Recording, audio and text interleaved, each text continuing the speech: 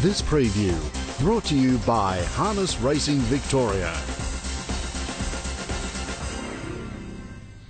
Some good racing tonight, highlighted by the fact that we're going to see Blitzdom Calder race on Australian soil. He'll go round in a heat of the Vicbred later on in the program. Adam Hamilton joins us with the preview. Good morning to you, Adam. Yeah, morning, Hazy. Great to be on board with you and really looking forward to this meeting. In fact, right around Australia at the moment, we're in that phase of the year where we have so many of the feature age group races, and it's no different with this meeting tonight, although the Enduro will be a really good race for some up-and-coming potential open class horses later on in the meeting, Hazy. But thought we'd just start out by highlighting the fact that at this time of year at tab.com.au we are running a tremendously popular promotion, judging by the interest from punters on the first couple of weeks of the first four guaranteed $10,000 pools. So there it is, and it applies at Tabcorp Park Melton this evening.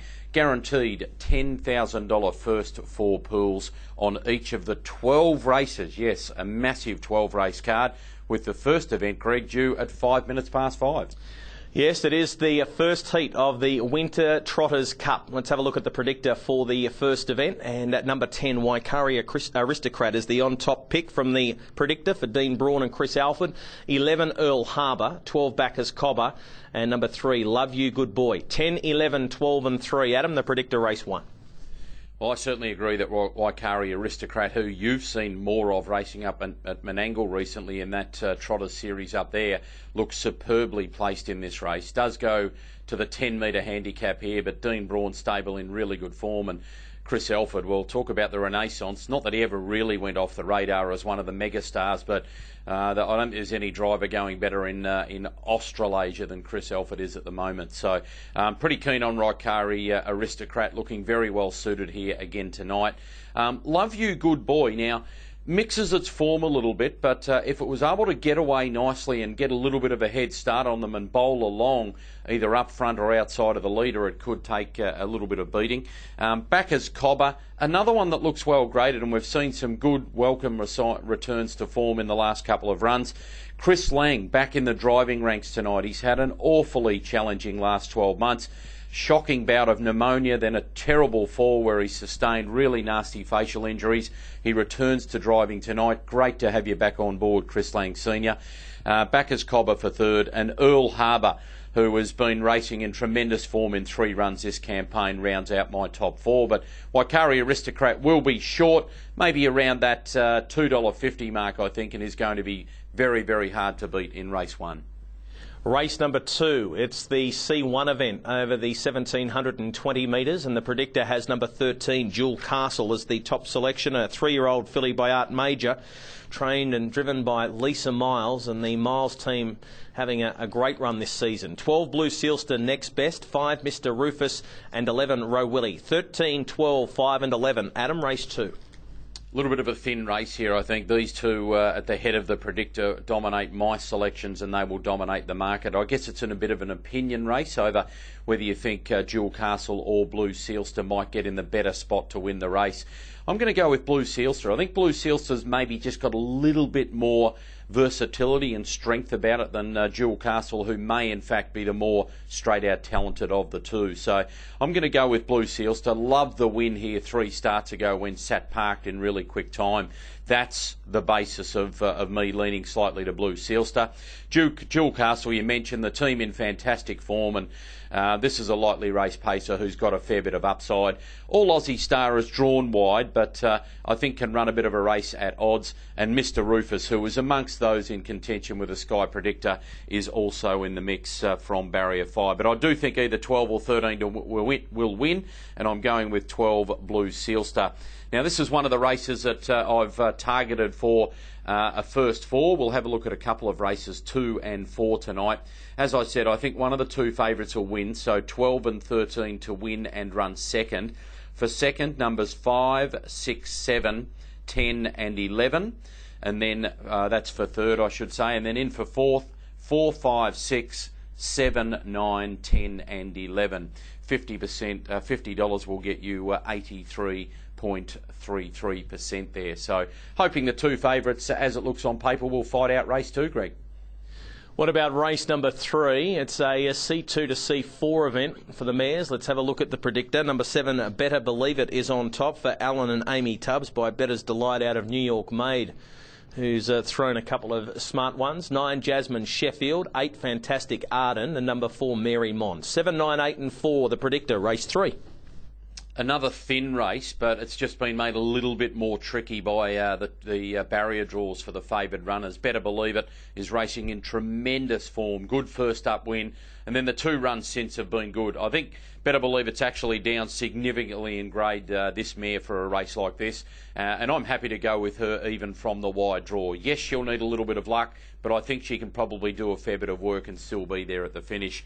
7, Better Believe It, on top to beat 9, Jasmine Sheffield, who, well, disappointed a little bit a few runs back when she led and had her chance here, and then she appreciated coming from off the speed to win a couple of runs back. Ultra consistent, probably best driven with a trail. Madam Pom Pom just hasn't been able to reproduce her best this season after some really good 3-year-old form, particularly up in Queensland, and Flaxton Filly's got a nice draw.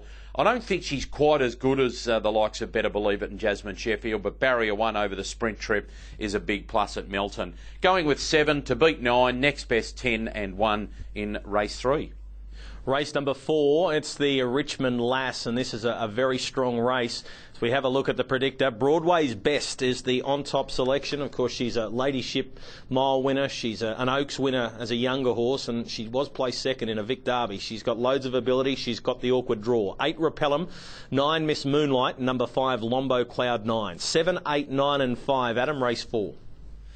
Yeah, well, she is the absolute class runner. I mean, this is a Group 1 Ladyship Mile winner here, Broadway's Best, who has gone through certainly a tough and challenging 12 months or so in her career. But I want to take you back to the last run, taking on the Free-for-Allers, which is about a 5 times harder race than this. Here she is back in the field. Now, historically, she's been a front-of-the-field mare. This was a miserable night. These were far better horses than she takes on tonight. And have a look at the way she gets to the line. That's her virtually last on the outside as we pick up Dan Malecki's call. Blackbird hit the lead from Alchemy. Jack and Flight winding up. Our Blackbird went for home. Jack and Flight after it. Smudge Bromack and Broadway's Best get out. It's our Blackbird coming out of Jack and Flight. Smudge Bromack's joining in. Smudge Bromack loomed the outside, hit the front. Smudge Bromack won it from Jack and Flight. Photo third, might be Broadway's Best. From our Blackbird, they came away. Yeah, love the run there. Smudge Bromack was able to get into a better spot in the race, got a good head start. Smudge Bromack would win this race and win it pretty easily, as would probably 4 or 5 others out of that race. Look, she's a standout. She's going to be short, but she's the anchor for your multis tonight. Broadway's Best. I'm not worried about the wide draw. Nathan Jack will probably mosey on forward, and there's a great chance of getting to the lead. Repellum is the other class mare of the race. Had she drawn inside of Broadway's Best, it would have been game on, but she's drawn inside the back row, and that's going to make it difficult for Kate Gaff, for her father Peter Thompson. Miss Precious Mark has been an absolute revelation since coming from Auckland to join the Jeff Webster stable.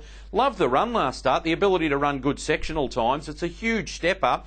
But if she gets a nice cosy run, she could give some cheek. And Lombo Cloud 9's working up to a win, but I'm not quite sure she's going to be in the league of a mare like Broadway's Best. 7, an absolute standout to beat 8, 2 and 5 in race 4. Here's another one of our first 4 selections. Well, I do expect she'll just win Broadway's Best, so I've put her 1 out to win.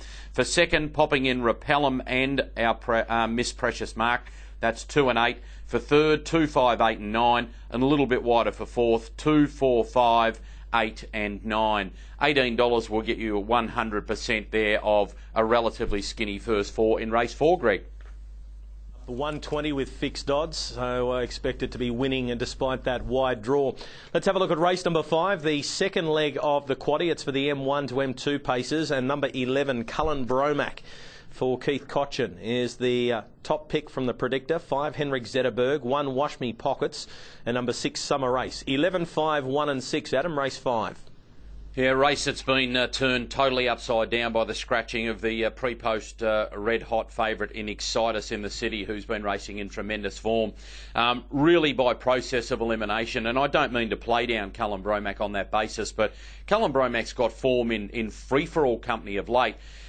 Drawing the back row is a bit of a hurdle in this sort of race, but Gee, he's got a lot of talent and a lot of class over this opposition. 11 Cullen Bromack for me to beat. Wash Me Pockets, the tiny little pacer who's probably down a couple of lengths on his best form but draws well. Then Lovable Larrikin, who has been in and out of form but will appreciate this draw for Tony Pulicino. And then Summer Ace, bit of a tricky draw out wide in 6, but on its best form would be competitive here. Cullen Bromack should be too good for these. 11, 1, 2 and 6 in race 5. Here's the fixed odds market. Wash Me Pockets and Cullen Bromack, the equal favourites at $3.80. Lovable Larrikin and Summer Race at $4.20. Henrik Zetterberg's at $5 and Alchemy currently a $12 chance with tab.com.au. So that's race number 5 tonight for the M1 to M2 paces. Let's have a look at race number 6, third leg of the quaddie. It's for the MOs. And at number 13, Tyler Bromack, the on-top selection from the Predictor. Dean Braun, that man again. This time Greg Sugars. 9 Fiery Achiever, 12 Our Mick Ison, and number 5 Ahoka Mac. 13, 9, 12 and 5 race 6. Have to go with Tyler Bromack here. Greg, new to the Dean Braun stable, first up for the team, went to the Kilmore Trials about a week and a half ago and set some tongues wagging there with a really, really good performance. A horse that's always shown above average ability. The way Dean Braun has got that good record of improving horses off other trainers, I just think this is a perfect race for him. Number 13, Tyler Bromack, with a ring of confidence to beat number 9, Fiery Achiever. I'll certainly give Narra Operative a little bit of a chance at odds despite the wide draw. Might be about a $12, $15 shot. And Ahoka Mark is usually thereabouts at this sort of level. But Tyler Bromack, despite the draw, with a ring of confidence for me. 13, 9, 7 and 5 in race 6. Fixed odds, Tyler Bromack $2.40. Fiery Achievers at $4.80. Ahoka Mac at $5, Narra Operative at $8, and Dual Agent Tabman is currently a $9 chance.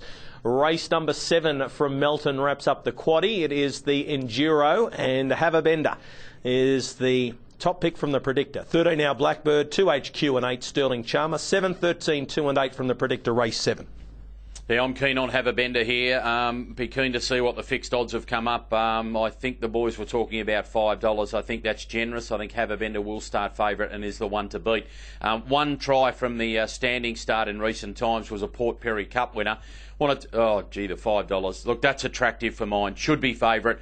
I'll talk more about HQ shortly, who from these sort of conditions ran a placing in the Queen of the Pacific, a feature mares race at Group 1 level. But want to take you back to this performance of Have a Bender, not at Port Perry, but last week in at least a comparable sort of field to this. And he's a great stayer, so the fact he was able to win over the sprint trip, look at the finishing burst from a horse who is actually better off racing up front. Wash Me Pockets on the Razzles in front, flying Have a Bender on the Razzle, grabbed by Have a Bender. Have a Bender from a mile back has swamped them and beaten on the Razzle. It was a huge... Yeah, quality horse, relatively new to the Jeff Webster stable, and I think Jeff might be able to get Have a Bender right through to open class racing. Pretty confident here. Will need to step well from the stand, but drawing out wide could actually be a bit of a plus. It's my best value bet of the night there at the $5 current fixed odds. I think it'll start quite a bit shorter than that. Put HQ in for second. Has been fantastic since joining the Andy and Keith Gatz stable across from South Australia. Loved the win 3 starts back. Really good placing in the Group 1 mares race. I'm Barney Rubble. I just got a feeling this horse, eventually everything will click and he'll become a really nice pacer. He's a little bit in and out. Definitely a front of the field horse at the moment. So with good manners from the stand, he could run a terrific race. And our Blackbird is suited to a race like this, but we'll have to overcome traffic from that 10-metre handicap. 7, quite keen, Have a Bender ahead of 2, 6 and 13 in race 7.